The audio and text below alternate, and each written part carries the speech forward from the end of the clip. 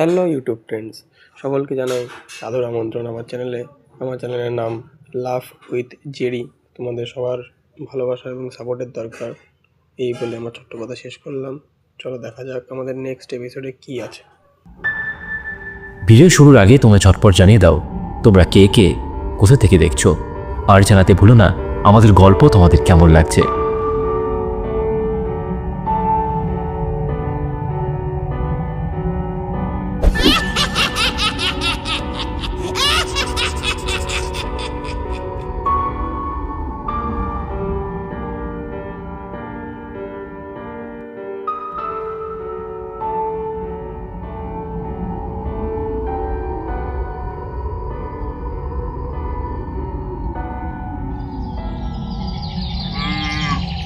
তখন আমি আর বোন স্কুলে পড়ি।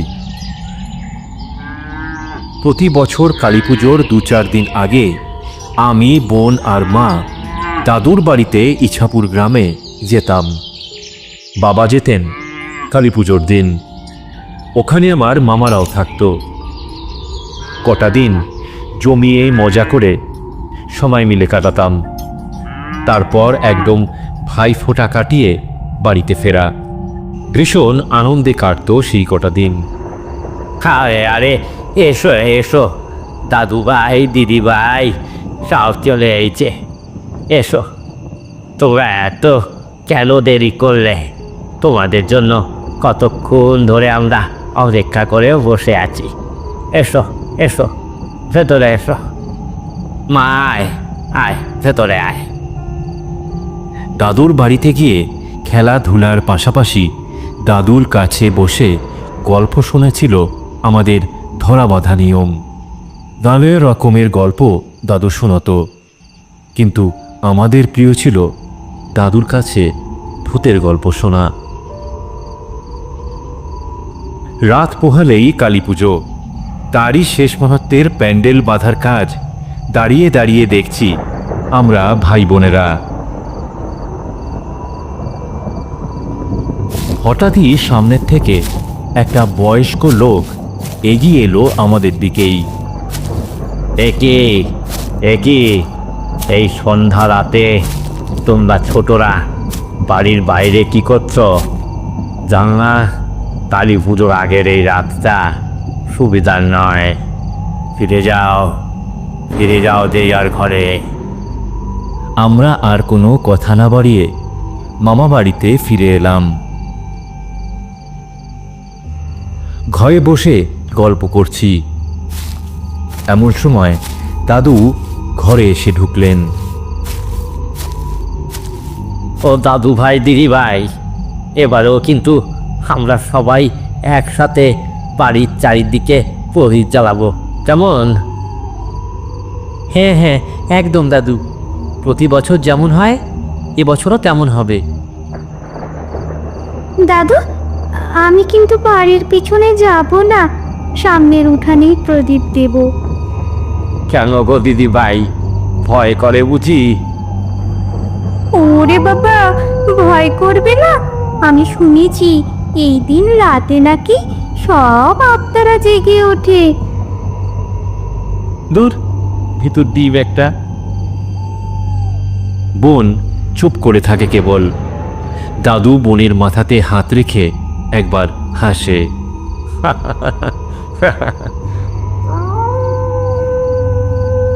যথারীতি প্রতিবারের মতোই আমরা ভাই বোন আর দাদু বাড়ির চারিপাশে প্রদীপ জ্বালালাম। বোনের কথাটা কিন্তু একেবারে অমূলক নয়, এটা আমিও লক্ষ্য করেছি। কিন্তু পাছে আমাকেও সবাই ভীতু বলে তাই কখনো প্রকাশ করিনি। সত্যি সত্যি ভূত চতুর্দশীর রাতটা অন্যান্য সাধারণ রাতের থেকে একেবারেই আলাদা। বাড়ির পেছনে প্রদীপ জ্বালাতে গিয়ে বারবার মনে হয়েছে ওই দূরের অন্ধকারের পেছনে কিছু কালো ছায়া যেন ভেসে বেড়াচ্ছে। দুর্বোধ্য ভাষাতে কায়া যেন ফিসফাস করে কথা বলছে। বাতাস নেই, অথচ আচমকাই গাছের ডালগুলো কেমন যেন নড়ে উঠছে। আর একটা বিষয়ও খেয়াল করেছি। প্রতি বছর ভূত চতুর্দশীর রাতে বাড়ির চারপাশে প্রদীপ জ্বালানো হলে দাদু আর একটা প্রদীপ নিয়ে কোথায় যেন যেত।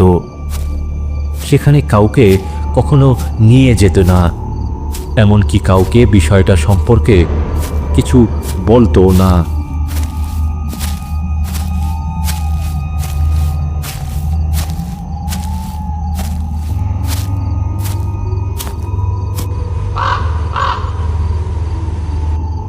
সেবার ভূত চতুর্দশীর সন্ধ্যায় প্রদীপ সব গুছিয়ে নিয়ে মাটির দাওয়াতে চুপচাপ বসে দাদু যেন কি সব ভাবছিল। আমি আর না পেরে জিজ্ঞেস করেই ফেললাম, দাদু দাদু, তুমি প্রতি বছর এই ভূত চতুর্দশী রাতে একা একা একটা প্রদীপ নিয়ে কোথায় যাও গো? বলে না, কবেদিন তোমাদের বলনি। আমরা তো এখন বড় হয়েছি, এবার বলে না। হ্যাঁ দাদু, বলতেই হবে। আমরা এখন যথেষ্ট বড় হয়ে গেছি। আমি জানি ওখানে এমন কিছু আছে যাতে যাতে আমরা ভয় পাবো, তাই তুমি নিয়ে যাও না, তাই তো? বলো না দাদু, ওখানে কি সত্যি সত্যি ভূত আছে?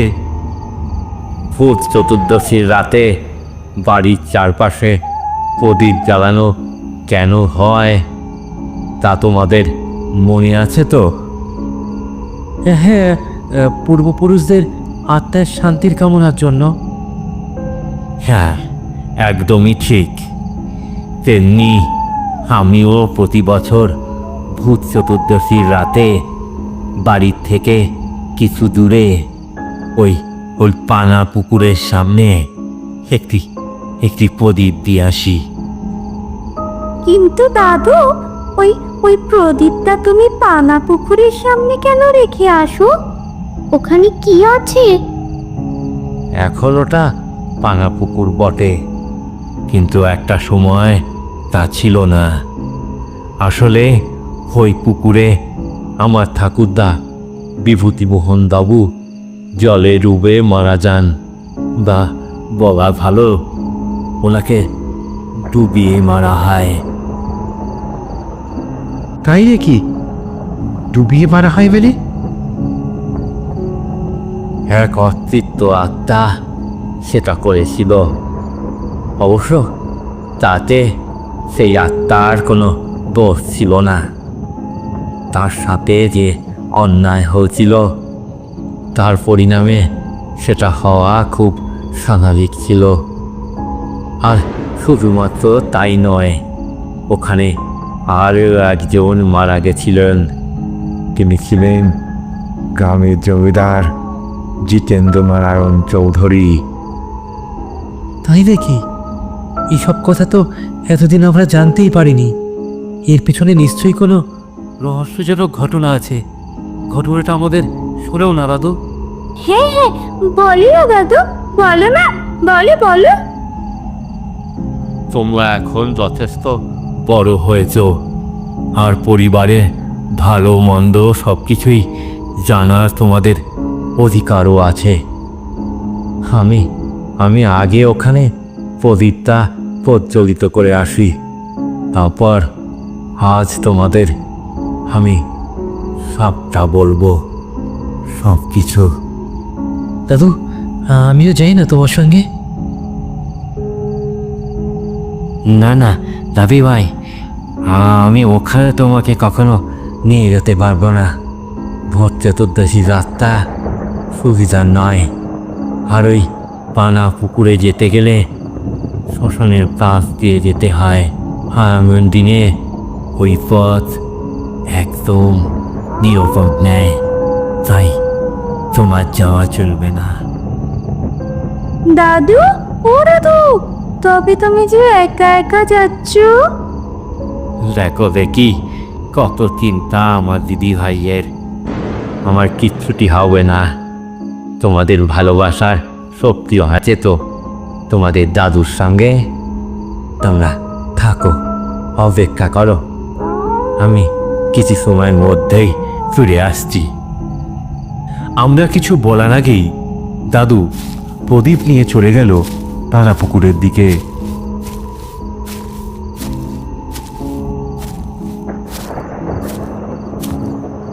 শ্মশানের পাশের পথটা দিয়ে যাওয়ার সময় অজান্তেই দাদুর শরীরটা কেমন যেন কেঁপে উঠল। যেন মনে হলো কোনো একটা কালো ছায়া শ্মশানের চারদিকে ভেসে বেড়াচ্ছে। শোনা যাচ্ছে কারোর ফিসফাস শব্দ, তবে কাউকেই চোখে দেখা যাচ্ছে না। দাদু আরও কিছুটা হাঁটার পর উপস্থিত হলেন সেই পানা পুকুরের কাছে। পুকুরের জল সম্পূর্ণ কালচে গাঢ়, আর পানাতে একেবারে ভরা। পুকুরের পুরনো ভাঙা ঘাটের কাছে প্রদীপ রেখে দিল দাদু। আর বেশি সময় নষ্ট না করে পিছনে ঘুরে বাড়ির পথে রওনা দিল। ফিরতি পথে দাদু খেয়াল করল না যে পানা পুকুরের পাশের বট গাছের আড়াল থেকে একটা ছায়ামূর্তি যেন তাকিয়ে আছে তারই দিকে। মিনিট খানেক জ্বলার পরেই হঠাৎ এক দমকা বাতাসে প্রদীপের আলোটা ধপ করে নিভে গেল। এসব কিছু না জেনেই দাদু চটপট পা চালিয়ে বাড়িতে উপস্থিত হলো। আমরা অধীর অপেক্ষাতে দাদুর অপেক্ষাই করছিলাম। তবু ভাই, দিদি ভাই, দেখো আমি চলে এসেছি। জানি তোমরা আমার জন্য অপেক্ষা করছ, আর সেই ঘটনা শুনবো বলে তোমাদের আগ্রহরও শেষ নেই। তাহলে আমি হাত মুখটা ধুয়ে আসছি। হাত মুখ ধুয়ে আসার পর বাড়ির দাওয়াতে বসে আমাদের সেই ঘটনা বলতে শুরু করলেন। শোনো দাদু ভাই, দিদি ভাইরা, আজ অবধি আমি তোমাদের নানা রকমের গল্প শুনিয়েছি, তবে আজকে যেটা শোনাতে যাচ্ছি সেটা কোনো গল্প নয়। এ আমাদের পরিবারের এক কলঙ্কময় সত্য ঘটনার অভিশাপ। আমার ঠাকুরদা আর জমিদার মশাইয়ের সঙ্গে ঘটায় ঘটনা আমার ঠাকুমার মুখ থেকে আমি শুনেছি।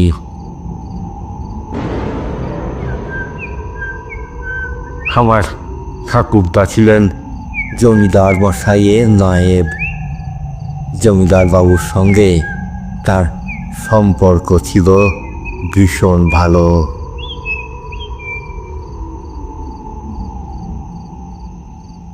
আমার ঠাকুমা কদিন ধরেই একটা বিষয়ে খেয়াল করছিলেন।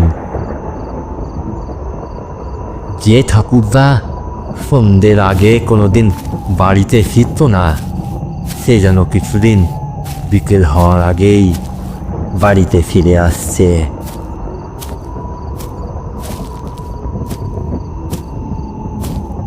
হ্যাঁ, কি ব্যাপার বলো তো? তোমার শরীর টরীর সব ঠিক আছে তো? না না, শরীর আমার ঠিকই আছে। শরীরের আবার কি হবে?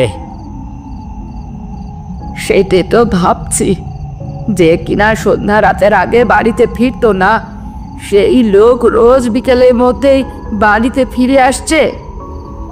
সে এমনিতেই ফিরে আসছি, তেমন কিছুই একটা না। দাদু যে বিষয়টা এড়িয়ে গেলেন তা বুঝতে অসুবিধা রইল না ঠাকুমার। দাদুকে প্রতি মাসে একবার করে শহরে যেতে হতো জমিদার বাড়ির কিছু কাজে। এইবার এত তাড়াতাড়ি বেরিয়ে যাচ্ছ যে? হ্যাঁ, তাড়াতাড়ি গেলে কাজ সেরে ফিরতেও পারবো, যতটা তাড়াতাড়ি সম্ভব।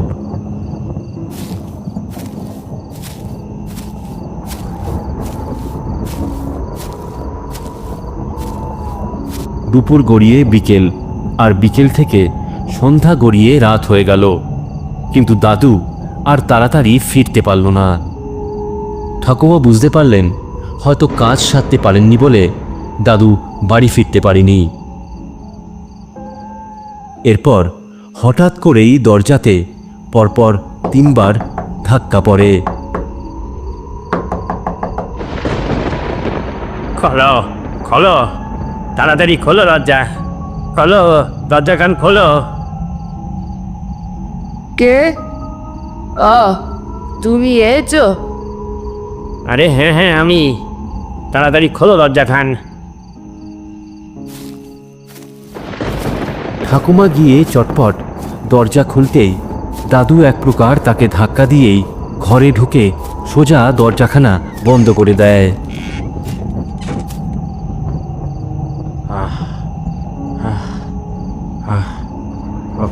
কি হলো গো? অমনভাবে হাঁপাচ্ছ কেন? আর অমনভাবে দরজাটাই বা বন্ধ করলে কেন? 1 ঘটি জল দাও তো গিন্নি, তাড়াতাড়ি তাড়াতাড়ি 1 ঘটি জল দাও। ভীষণ ভীষণ তেষ্টা পেয়েছে আমার, ভীষণ তেষ্টা।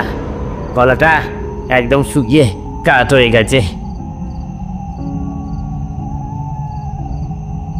ঢকঢক করে 1 ঘটি জল খেয়ে দাদু ধপ করে মাটিতে বসে পড়লেন আর বিড়বিড় করে কি যেন বলতে থাকলেন। ও মা, কি হলো গো তোমার? তুমি অমন করছো কেন? শরীর ঠিক আছে তো? ও ও আমার পিছু নিয়েছে, ও আমার পিছু নিয়েছে। কদিন রাতের আধারে বেরোয়নি, তাই তাই দেখা দেয়নি। যেই না আজকে শহরে কাজটা সেরে ফিরতে দেরি হয়ে গেল, অমনি অন্ধকারে আমাকে দেখেই সামনে এসছিল। কে সামনে এসেছিল? কার কথা বলতেছ? কিছুই তো বুঝতে পারছি না। ও ও ও ছাড়বে না আমাকে গিন্নি, ও ছাড়বে না আমাকে। ওর সাথে সত্যি সত্যিই আমরা অনেক বড় অন্যায় করে ফেলেছি। ওর তো কোনো দোষ ছিল না, আমাদের বড় অন্যায় হয়ে গেছে গিন্নি, বড় অন্যায় হয়ে গেছে।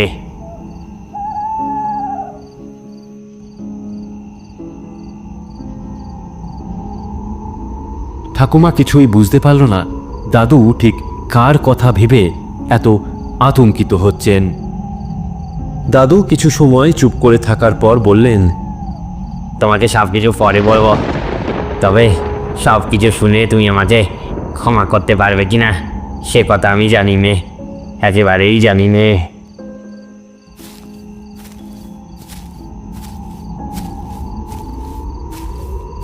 অনেকটা সময় খাবারের থালা নিয়ে বসে থাকলেও কোনো খাবারই ঠিকমতো যেন মুখে তুলল না দাদু।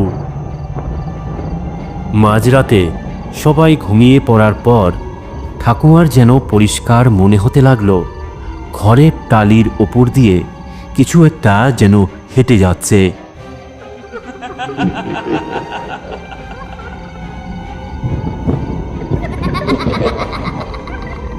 মাথার পাশে জানলার কাছে ঠাকুমা একটা কালো ছায়াকে একবার পরিষ্কার সরে যেতে দেখল।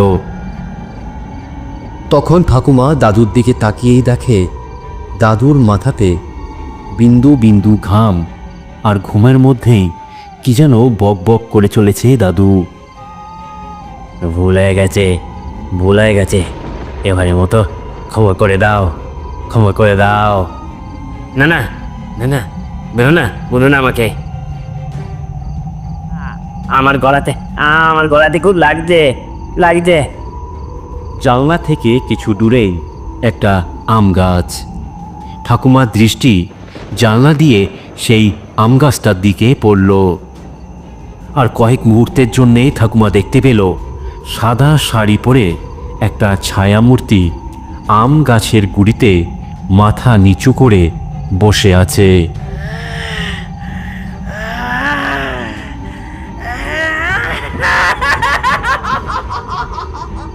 বাড়ির হুলো বেড়ালটা করুণ স্বরে কাঁদতে থাকলো।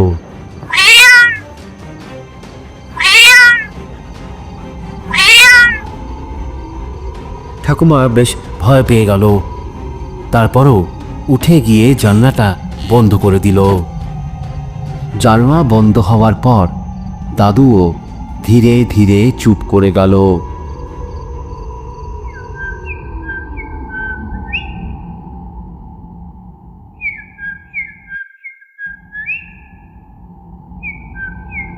পরদিন সকালে দাওয়ায় বসে চা খেতে খেতে দাদু শুকনো মুখে ঠাকুমার দিকে তাকালো।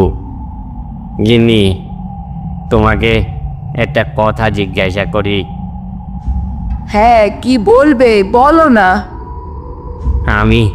আমি না থাকলে তোমার একা একা থাকতে বড় কষ্ট হবে, তাই না? ছেলেটাও তো শহরে থেকে পড়াশুনো করে, মেয়েটাও কাছে নেই, তাই তোমার সাথে থাকার মতো কেউ তো রইবে না গিন্নি। ছি ছি, এসব কি অমঙ্গলে কথা বলছো তুমি? তোমার কি হয়েছে আমাকে বলো না।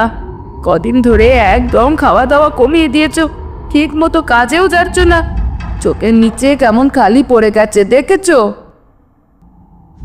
আসলে কি বলতো, আমরা পাপ করে যতই লোকানোর চেষ্টা করি তা পারি নে। পাপের থেকে মুক্তি কোনোদিনও হয় না। আর আমি যা করেছি তার শাস্তি একটাই, আর সেটা হলো তুমি এমন কি পাপ করেছো যে এইসব বাজে কথা বলছো তুমি? বাজে কথা নয় গিন্নি, বাজে কথা নয়। ও রোজ রাতে আসে, সুযোগের আর সময়ের অপেক্ষাতে ও বসে রয়েছে। ঠিক দিনে ও আমার জীবনটা নিয়ে নেবে, তুমি দেখে রেখো। ঠিক দিনে। ঠাকুমা আরও কিছু জিজ্ঞাসা করলেও দাদু চুপ করেই থাকে। শুধু তার চোখ বেয়ে জল গড়িয়ে পড়তে থাকে। সেদিনও ছিল ভূত চতুর্দশীর রাত। রাত তখন বেশ গভীর। দাদু ঘরের ভিতর ঘুমাচ্ছে।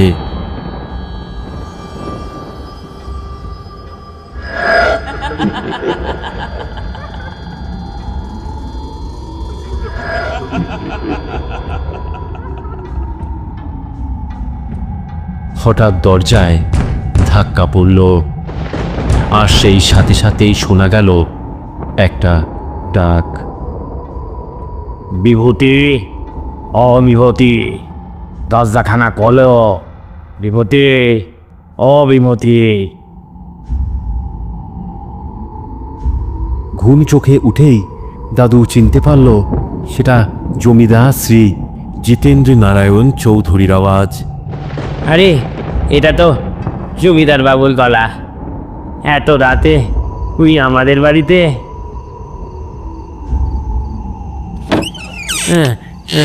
জমিদার মশাই, আপনি এত রাতে? শোনো বিভূতি, তোমাকে আমার সঙ্গে একটা কাজে যেতে হবে। এত রাতে বাবু? হ্যাঁ, ও দরকার আছে। তুই বিশ্বাসী তাই তোমার এই ডাকতে এসি। না যেতে পারলে অসুবিধা নেই, আমি তাহলে একাই চলে যাচ্ছি। না কর্তামশাই, দাঁড়ান, আমি যাব, জামাখানা গায়ে দিয়ে আসি। এত রাতে যাওয়ার কি দরকার আছে? কালকে সকালে গেলে হতো না? বুঝতেই পারছো গিন্নি, জমিদার মশাই নিজে এত রাতে আমাকে ডাকতে এসেছেন। নিশ্চয়ই কোনো দরকারি কাজ এসে পড়েছে। এখন না করে দিলে হয়তো উনি রাগ করবেন। তুমি চিন্তা করো না, আমি তাড়াতাড়ি ফিরে আসবো।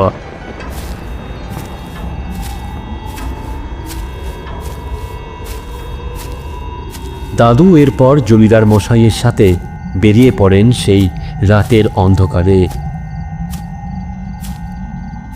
বাবু, কোথায় যাচ্ছি আমরা? ওই শ্মশানের পাড়ে পুকুরের কাছে। এই ভূত চতুর্দশী রাতে শ্মশানে কি দরকার বাবু? জমিদার বাবু কোনো উত্তর দিলেন না, শুধু চুপ করে এগিয়ে চললেন। শ্মশানের পাশের পুকুরের কাছে পৌঁছাতে পৌঁছাতে হঠাৎ যেন জমিদার মশাই অন্ধকারে মিলিয়ে গেলেন। এ কি কর্তামশাই? আপনি কোথায়? কর্তামশাই, কোথায় গেলেন? এই কি, এটা কি বিভূতি? তুমি এখানে দাঁড়িয়ে হঠাৎ করে কোথায় উড়া হয়ে দিছিলে? আর এমন ভূত চতুর্দশীর রাতে আমারে ডেকে আনলে কেন? তাও আবার এই শ্মশানে এখানে এমন সুবি ভাবে ডাকার অর্থটা কি? কি বলছেন কর্তাবাবু? আমি রেখেছি? না, আপনি তো আমার বাড়ি গিয়ে আমাকে ডেকে আনলেন। আমি এত রাত্রিরেতে তোমারে কেন ডাকতে যাব? ঠিক এমন সময় একটা বীভৎস হাসির আওয়াজ ভেসে আসলো চারিদিক থেকে।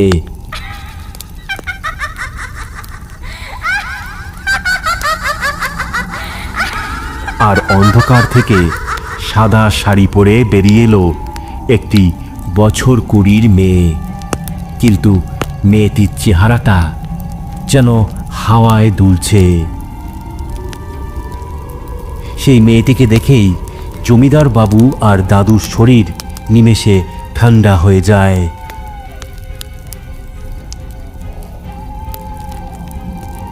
আমি, হ্যাঁ আমি তোমাদের দুজনকে এখানে ডেকে এনেছি একে অন্যের বেশ ধরে। তোমাকে তো আমরা তোমরা দুজনে মিলে সেদিন আমাকে গ্রামের বাইরে বার করে দিলে। একবারও ভাবলে না সেই ঝড় জলের রাতে একা একটা মেয়ে কোথায় যাবে? সেদিন পাগলের মতো দৌড়াতে দৌড়াতে রাতের আধারে এই পানা জলের মধ্যে এসে পড়ি আমি। আর তারপর এখানে ডুবে শেষ হয়ে যায় আমার প্রাণ। কিন্তু আমরা তোমার এই গ্রাম ছাড়া পেয়েছিলাম মাত্র। প্রাণের ভয় তো দেখাইনি একবারও।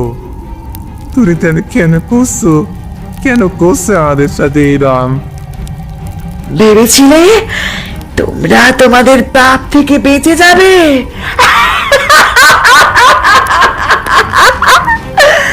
কিন্তু না,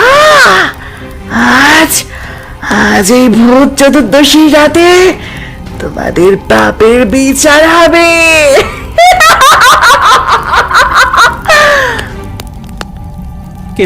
কিন্তু আমি তো কিছু করিনি। আমার তো কোনো দোষ ছিল না। হ্যাঁ আছে, দোষ আছে।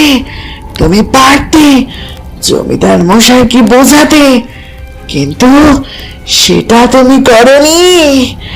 মনে মনে চেয়েছিলে আমি যাতে ও বাড়ি ছেড়ে বেরিয়ে যাই, আর তুমি নিজের মেয়েকে জমিদার বাড়ির পুত্রবধূ করতে পারো। তাই দিনের পর দিন আমার নামে জমিদারের মন বিষিয়ে দিয়েছিলে তুমি। কি অস্বীকার করতে পারো?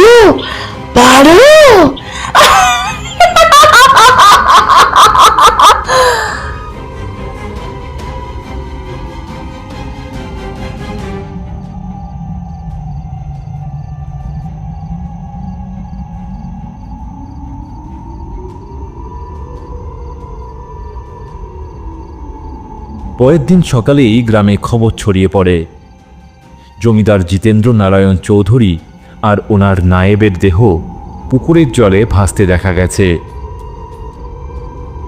কিন্তু এর পিছনের সঠিক কারণ কোনোদিন জানা যায়নি। ঠাকুমার সমস্ত পৃথিবী নিমেষে যেন শূন্য হয়ে যায়। দাদুর বলা শেষ কথাগুলো বারবার ঠাকুমার মনে পড়তে থাকে। ছেলেমেয়ের জন্যই ঠিক থাকতে হবে, এই ভেবেই নিজের মনকে শক্ত করার চেষ্টা করেন আমার ঠাকুমা। দাদু চলে যাওয়ার বেশ কিছুদিন পর ঠাকুমা দাদুর সিন্ধুকে একটা চিঠি পান। চিঠিটা দাদু ঠাকুমাকে উদ্দেশ্য করেই লিখেছিলেন। চিঠিতে লেখা ছিল, যখন তুমি এই চিঠিটা পড়বে তখন আমি এই পৃথিবীতে থাকবো না। আমি তোমাকে কদিন ধরেই বলছিলাম না, একজন আমাকে বারবার দেখা দিচ্ছে। আসলে সেটা আর কেউ নয়, জমিদার মশাইয়ের ছেলের বউ রেশমি।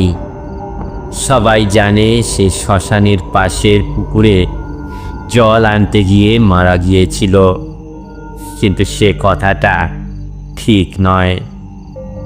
আসলে জমিদার মশাই ছেলেকে ইচ্ছে করেই কাজ দিয়ে শহরে পাঠায়, আর সেই সুযোগে আমি আর জমিদার মশাই মেয়েটাকে বাড়ি ছাড়া করি।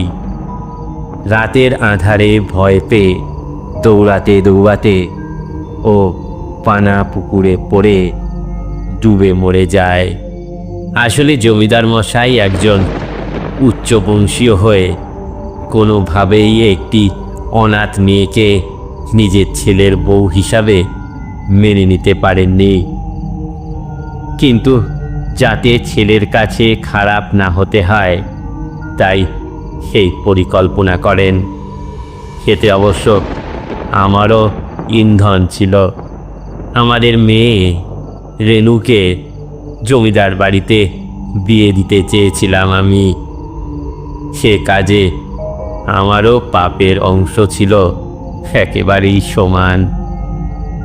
বাড়ির পিছনে আম গাছের নিচে আমার আয় করা কিছু টাকা প্রতা রয়েছে। তুমি বরং তার মধ্যে থেকে কিছু টাকা তোমার আর ছেলে মেয়ের জীবন চালানোর মতো রেখে বাকি টাকাটা কোনো ভালো কাজে দান করে দিও। জানি আমি কোনোভাবেই ক্ষমা পাওয়ার যোগ্য নই, তাও পারলে তোমার এই অপরাধী স্বামীটাকে ক্ষমা করে দিও, ক্ষমা করে দিও। যতই হোক স্বামী তো। সব জানার পরে ঠাকুমা সেদিন তার চোখের জল ধরে রাখতে পারেননি।